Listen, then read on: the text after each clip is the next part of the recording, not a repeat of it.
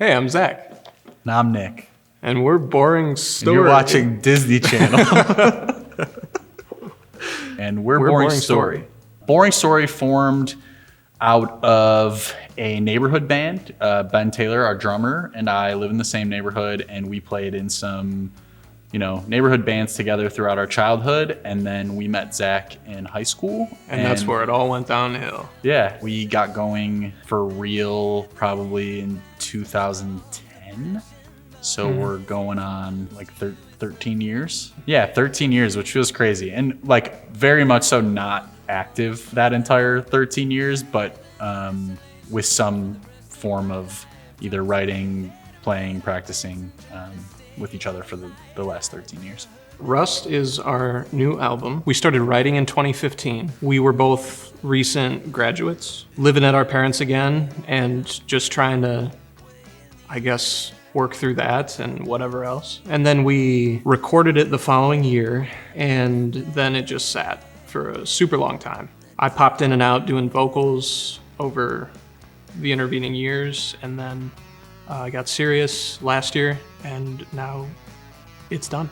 Yeah, the record itself, I think, like Zach said, we were both living at home, and I think I was going from Ohio University, and I had a very active social life and was drinking a lot. And then when I came home, I found that adjustment to be very difficult, and I realized that outside of like a college context, that drinking every night and going to the bar every night looked a little silly and probably like destructive. And couple that with not being able to find a job right away and really, being back in a small town, so not really dating or doing anything in that front. So just a lot of time on my hands where I was just feeling a little bit of isolation and a lot of time to sort of zero in on things that I didn't like about myself. And I think writing the record was a way to sort of work through some of those feelings. I think there being a gap in between when we did it and released it, it felt like more approachable. Like it almost felt too raw at the time. And some of that was because I didn't feel like I could execute it the way I wanted to. I needed more time, I felt, to turn it into what I wanted it to be. And I don't still know if it turned out that way, but it turned out at all, which is a minor miracle. Yeah, I agree with some of that too. I think that now it feels like it's about characters more so than it is about me.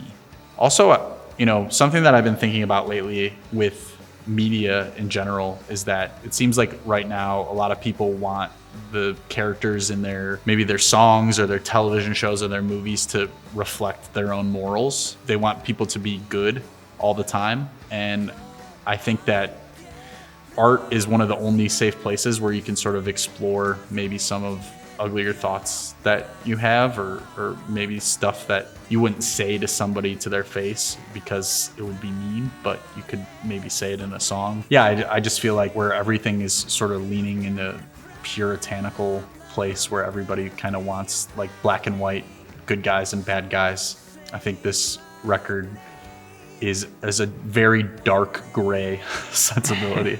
The time that it's taken to make the record, it fits thematically with the stories that are being told through the songs. I think that it just adds another layer. The album's called Rust because it's about people that are frustrated and stuck in their ways, and then the album itself sort of took on some rust. So I think that if anything, it adds to some of the territory that we're writing about on the record.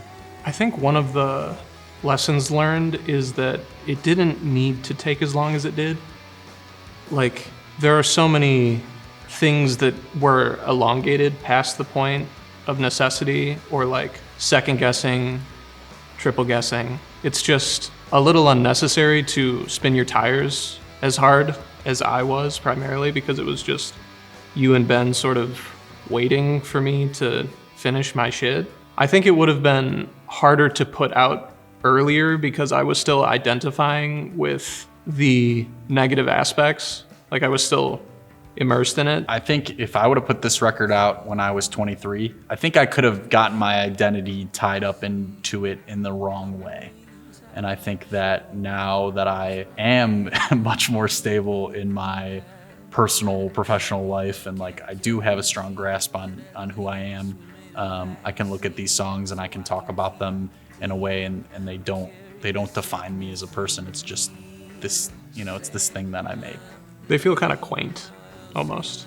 Yeah. It's like, oh, look at you going through it. I think that like my perception of it was that these songs were so ugly for the longest time, and then when I listen to them now, I'm like, they're not so bad. Maybe not everybody that listens to this record is gonna think like, man, the guy who made this is a fucking incel. The third track, called Say My Name, is sort of the low point of the album, and it comes early. And that song feels like bottomless or something. Like the darkness won't alleviate. It's like very bleak. And there's some truth in it too. A lot of this album is artistic license with our own lives and characters and maybe even pseudo-conceptual. But there's lines in that feel very biting to my life and personal. And I think that I appreciate that I captured that state of mind. Even though it's not autobiographical, it still feels thematically resonant in that, yeah, I was having a hard time. It's one thing to like just have those memories of what life was like, but it's another to have like an audio representation of that. So even though it's the bleakest, it might be the one that stands out the most to me. My favorite track on the album right now is Wreck, the last song on the record, and I think it's a cool mixture of sounds, and I really like the sentiment behind the song. I think it wraps the themes of the album up in a way that is interesting to me. It's not necessarily like a happy ending, but it is an ending, and I also think that it is really indicative of maybe where our music is heading a bit. I was gonna say a through line. It feels like what is still anchoring that album to today. Yeah, I just think it's pretty and it's different. And, like we said, like there's so much ugliness on this record, to have a moment that sort of feels like a sigh, like coming out of like a bunker and taking a big breath of fresh air or something. Like maybe not even fresh air, maybe like smog. But it feels like a moment of relief. And I'm excited to sort of follow that thread and see where it goes. The last song on the record is sort of a concession to inadequacy or giving in. And that sort of feels against the grain of what this did for me personally. I feel empowered now, having done something, just something. I mean, we've been a band for over a decade and we don't have much to show for ourselves until this point. So that feels like a nice chapter close on all that difficulty, and now we can have some foundation and start building from there. Yeah, so for Rust, we enlisted the help of some really talented people. We recorded it at Real Grey Records, which just went through a huge renovation process at their studio. It's top tier. It's run by Ron Flack, great dude if you ever need any work. The engineer that did our stuff, John King, is an amazing musician. He's got a band called Shame Chamber. And then we did our mixing with Dan from OK Go. He's their drummer. And then we were mastered by Filippo, who did Jeff Beck's last album.